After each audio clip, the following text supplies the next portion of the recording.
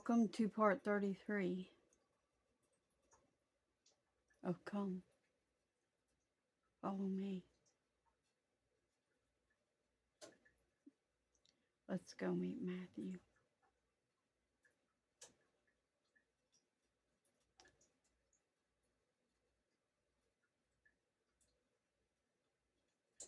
This is January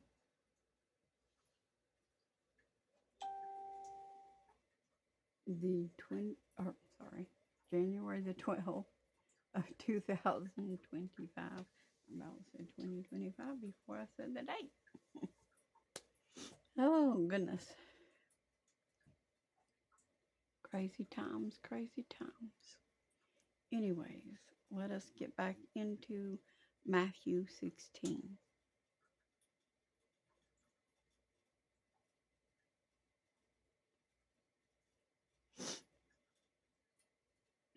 And let us recap verse 3, what Jesus is saying to them.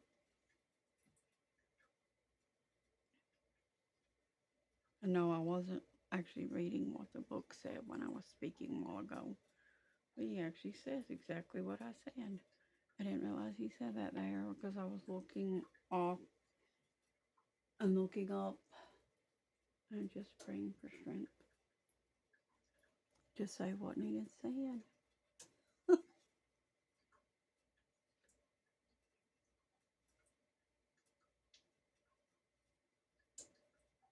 And in the morning, now remember they're testing him. They're baiting him for a sign. And he says to them, and in the morning it will be foul weather today, for the sky is red and lowering. And oh, you hypocrites, you can discern the face of the sky, but can you not discern the signs of the times? Well, what about you, Gentiles? No, you don't even discern the sky anymore, do you? You let these soothsayers, these fortune cookie readers, with their sciences tell you what the weather's going to be, right? Fortune tellers.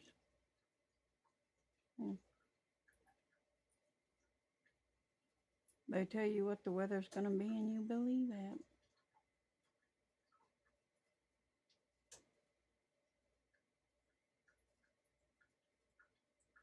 Using their sciences, they tell you the weather. Because a lot of y'all too lazy to get up and just walk outside and see what it is.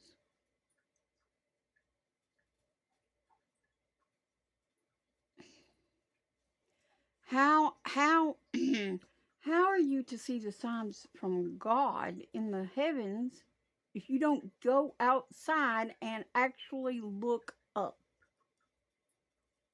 Huh? I don't watch the weather. It'll be what the good Lord says it will be. And that's that.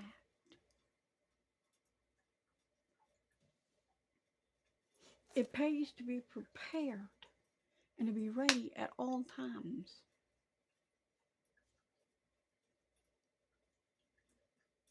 But just as you are not prepared for snowstorms, you are not prepared for the return of the Lord. You're better prepared for snowstorms than you are the return of the Lord, actually. Which is sad. The meteorologist tells you that a winter storm is coming, and you go grab toilet paper and milk, and you stock up on your supplies. I tell you that the Lord's returning, and you don't even open your Bibles or bow a knee to pray or raise your voice in hymns, nor your hands in praise. Lovely.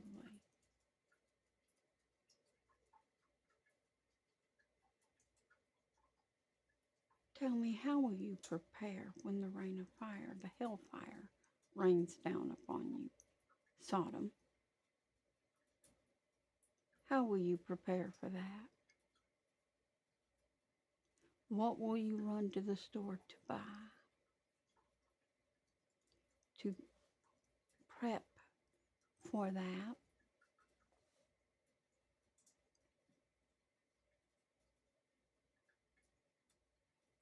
Let's go ahead and finish this out. Discerning the times yet? A wicked and an adulterous generation seeks after a sign, and there shall no sign,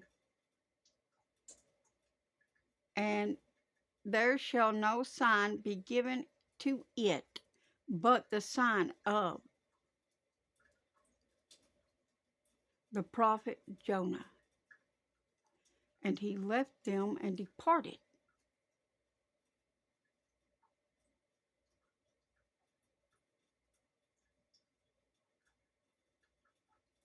He called them an adulterous generation because they were unfaithful to him.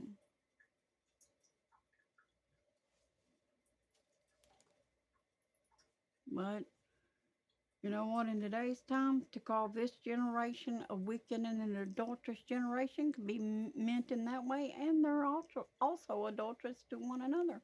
Y'all are. You're not faithful to anyone these days.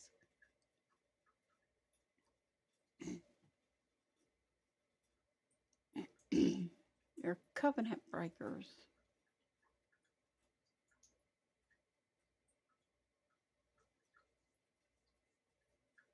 And when his disciples were come to the other side, they had forgotten to take bread. Then Jesus said to them, take heed and beware of the leavening of the Pharisees and the Sadducees. That right there should have been self-explanatory to them. But their mind was on their own blunder of forgetting to bring bread. So they thought that was about the bread that they didn't bring.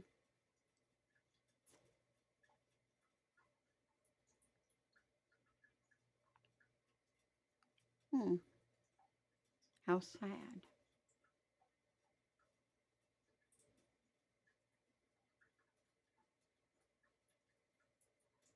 But he was talking about their evil teachings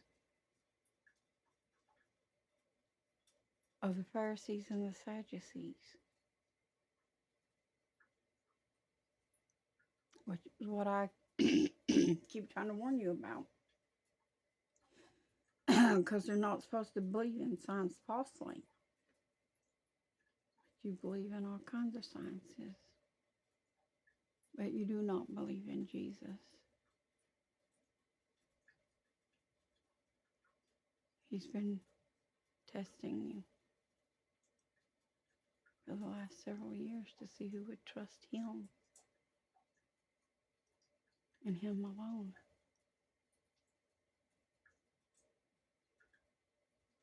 But you did not. Kept relying on man and man's devices,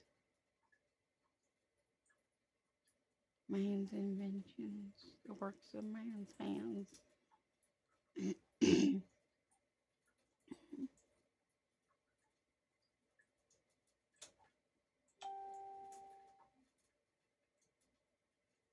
And you didn't trust the Lord.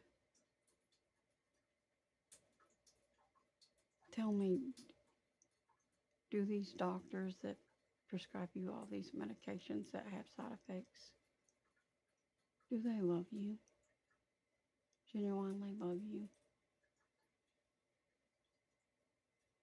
Like Jesus does?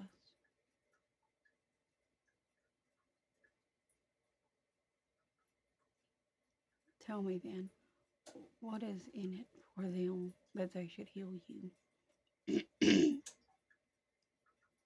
And tell me, is it better that they actually cure you, or that they just give you an appeasement to keep you returning to them so that their profit margin stays higher? See, because if they cured you in one set down, you wouldn't come back. That's what Jesus does. He cures in one sit down. So if they cured you in one sit down, they stand to lose money. They will lose any future profits. So they have to give you something, and then they tell you you have to come at least every 3 months to get your prescriptions, right? And some things is actually once a month, right? If it's narcotics and stuff. That is a lucrative business. This, that. A lucrative business indeed.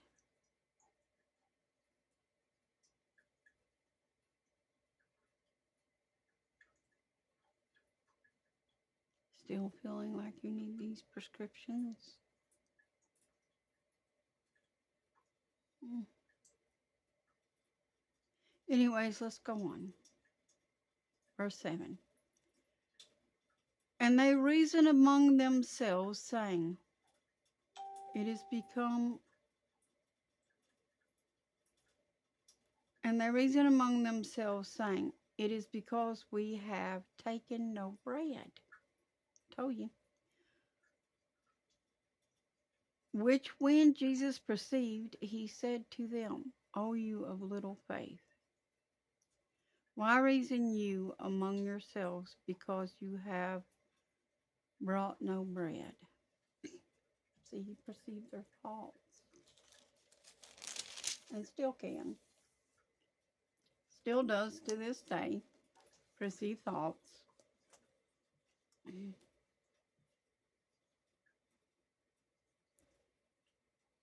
Do you not yet understand, neither remember the 5 loaves of the 5,000, and how many baskets you took up? And neither the 7 loaves of the 4,000, and how many baskets you took up?